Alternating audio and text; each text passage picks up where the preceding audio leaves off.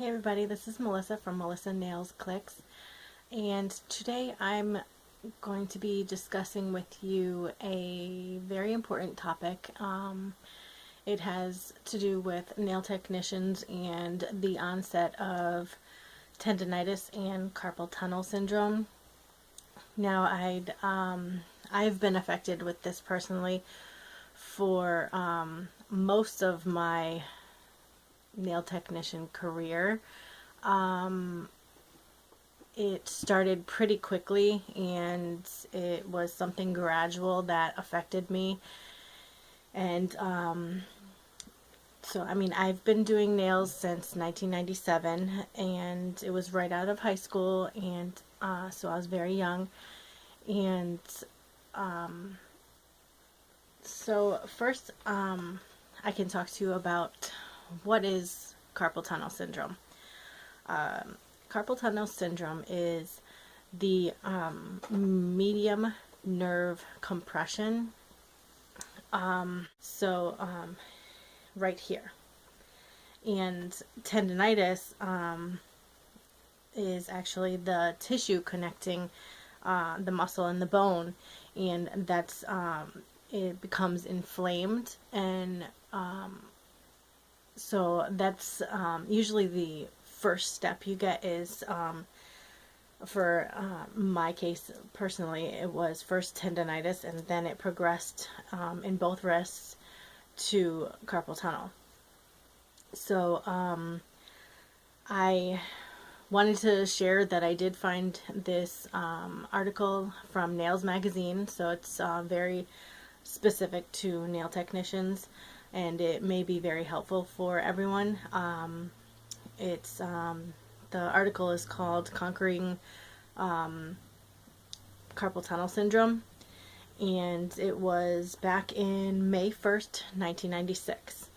And if you look it up online, you can either Google nail technicians and carpal tunnel syndrome, and I'll also place the link to the website that you can view the article, and it's very helpful. And so first and foremost, you need to get diagnosed by a doctor. I'm not a doctor. I'm not claiming to be. This is just my sharing of my personal experience with this, and if I can help one person or many people, it doesn't matter to me, as long as I get through to my viewers and my YouTubers the precautions you can take and the steps to try to protect yourself. And I mean, in some cases there's nothing you can really do, it just happens, and that's how it was in my case. It just happened. There was nothing really I could do. No one was telling me like some precautions, so that's why I'm trying to share with you some of those. So I'll touch on that very shortly. First, let's start off with the symptoms. The symptoms that you can get with carpal tunnel syndrome are numbness, these 3 fingers, and your hand. So the numbness will be here. You get tingling here, and you get arm and hand fatigue. So definitely, if you're holding someone's hand, or even a practice hand, and you're holding a file or a nail brush in the other hand, and you're in that position for a long amount of time, if you are starting to develop these issues with your wrists and hands, your hands will get very weak and tired, or they'll start getting numb or start tingling, and you'll lose that sensation. And sometimes I'll be doing nails, and literally I'm looking at what I'm doing, but I can't feel anything because they're so numb. So I literally I have to shake it out, and I have to stretch my hands, and I'll show those stretches with you shortly.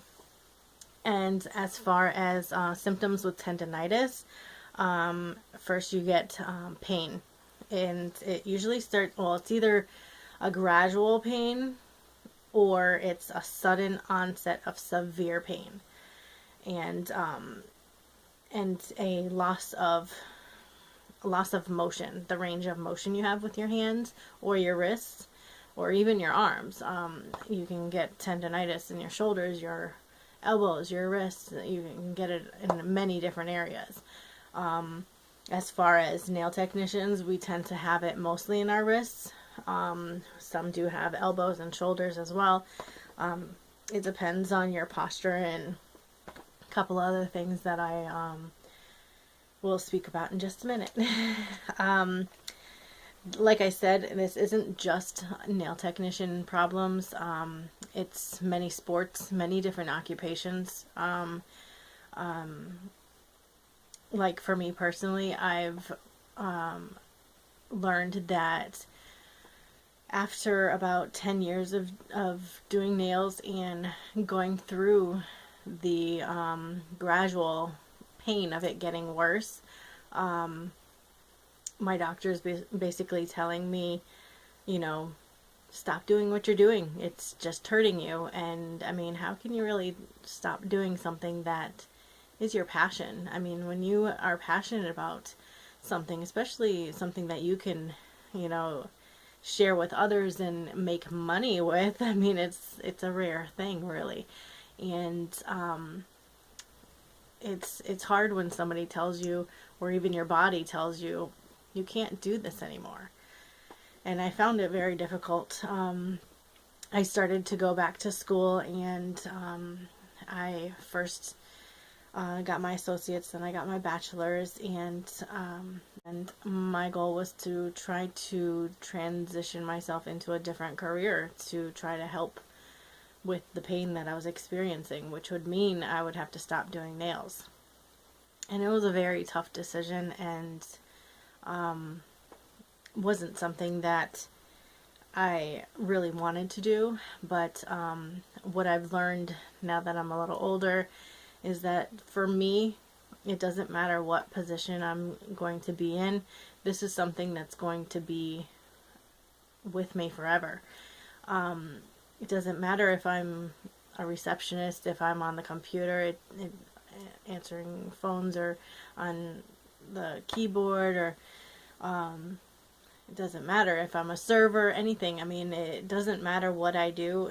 It's going to be something physical, and it's going to be something that will affect my wrists and my hands. And I mean, I can even just be on the telephone, and if I'm speaking on the phone holding it for too long, my hands will just go numb. And I mean, it's gotten to the point where it does affect me daily.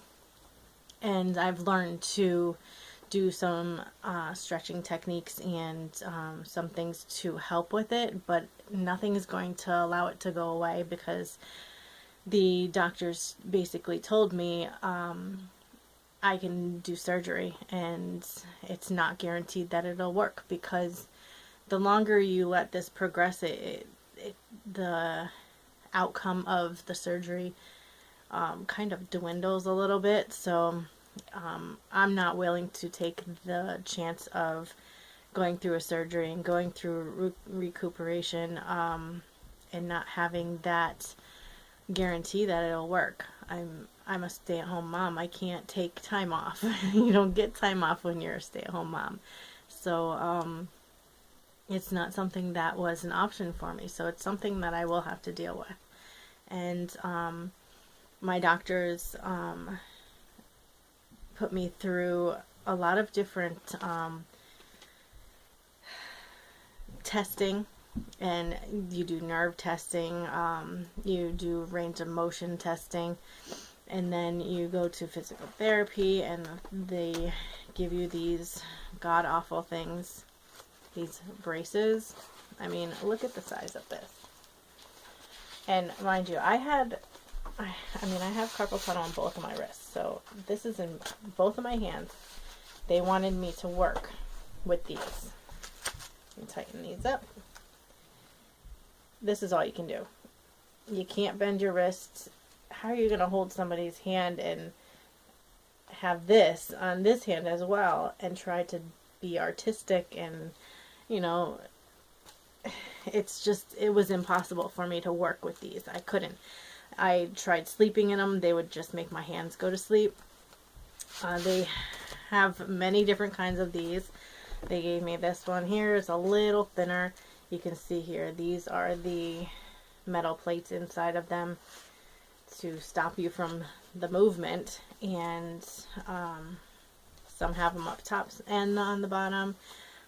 They gave me these as well. These are soft. You can tell these I did actually use. These, I put these on like this, and I had them in both hands, and this is called Comfort Cool, but these are old, so who knows if they're still available. This is what I had, and yes, I could still move. I could still rotate, I could rotate my hands and still practice my craft, you know, so I could still function with the softer wrist braces, but they really didn't help with the numbness and the pain. Eventually it would come back. So, I mean, they are helpful to some people. They are helpful for a short amount of time. But if this is your profession, I mean, you can't really get away with it. As far as some options that you can do to help while you're sitting at your desk or wherever, your posture. Your posture has to be key. You can't be hunched over like this for a very long time. It will affect you. It will strain your whole entire body. You need to have good posture. Shoulders, your hands, your arms, your neck, even your eyes. When you're looking down for a long period of time, it's straining all of these muscles. So I remember what one of the physical therapists told me is, every once in a while, take a look up and scan the room. Give your eyes that rest, because whether you're looking down at a computer or at your client, it doesn't matter. You're straining your eyes, and that can really hurt your eyesight as well. So your shoulders, your elbows, even the placement of your hands on the nail table. You don't want to be reaching over the nail table to your client. You want their hands closer to you, so you're sitting further in a more stable position. So you want them to be closer to you so your hands aren't extended. So as far as some stretching that you could do, they definitely suggest stretching preparation before you go to work, and maybe even if you can in between clients, or maybe if she's getting up to wash her hands. So stand up would be stretch arm flexors, and that would be like this. You press your right hand to your left hand, and you stretch. And this is in that Nails Magazine article. If you would like to view those, I'll post that link. So you stretch your hand as far as you can to stretch all in here. And then the second one is stretch arm extensors, sorry. So that's like going straight like this, stretch, stretch. And you'll feel it. You'll feel it all in here. You'll feel it. I mean, if you're tight in your shoulders and your back, you'll feel that. You hold that position just to stretch yourself out. And 3, stretch both shoulders. Stretch both sides.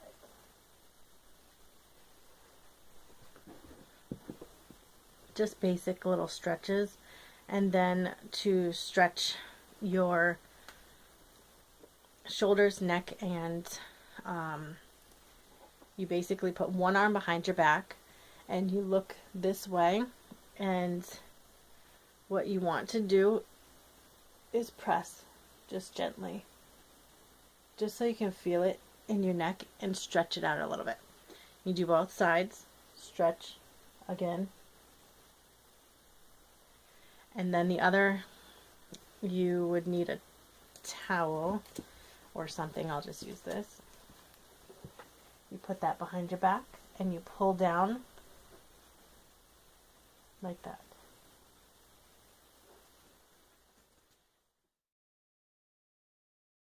And then you want to stretch the tendons in your hands.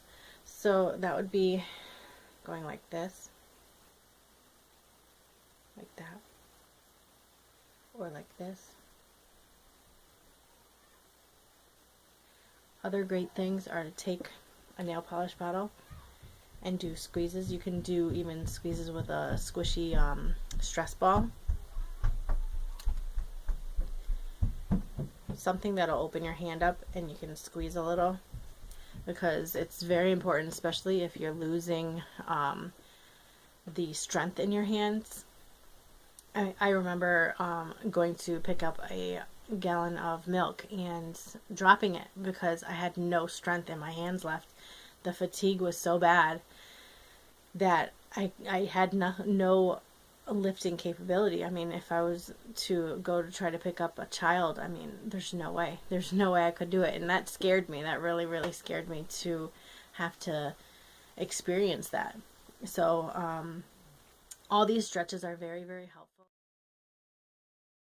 The Nails magazine, but this is one here. You press here. I mean, when it was really bad, I couldn't do this. I couldn't even, I mean, this would be as far as I could go. If I was trying to do this, that's as far as I could go. But right now, because I don't do nails full time, it has gotten better. So you just do some stretching like that. You do stretches like this. And you can do, yeah, I showed you the grip strengthening and they also do this. So you can do a lightweight or even just a can of soup or something, you know, just to get that movement and flex by reaching out to you guys in this video will help ease some pain. If you are experiencing pain, know that you need to see a doctor and try to get some help before it does get worse. The last thing I would ever wish on anyone is to experience this pain that I have experienced. It's something that personally I have to deal with, and knowing that you can't do what you feel is your passion is extremely difficult to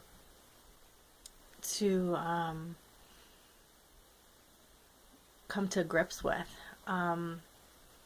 You want to pursue what you're passionate about. You want to share. I mean, that's what YouTube is here for now, and it's helping me jump back into it and try to share some of the nail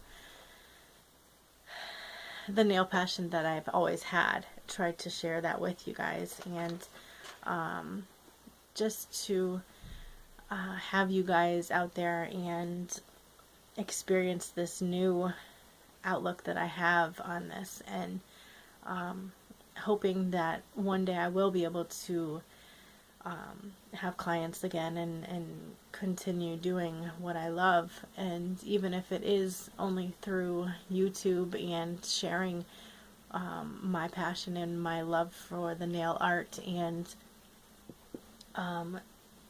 everything that comes with being creative,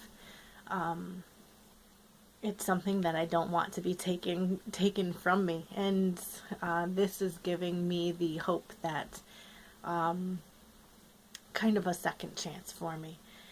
And so I really hope that these steps can be utilized by you guys. And sorry, I'm emotional. And I really hope that you guys are all doing well and can try to avoid some of the pain that some nail techs like I have experienced. And so I really hope that you like this video. Please like and give me a thumbs up and share and comment and subscribe to my channel. And thank you all for watching. Melissa Nails Clicks, and I will see you guys later. Bye.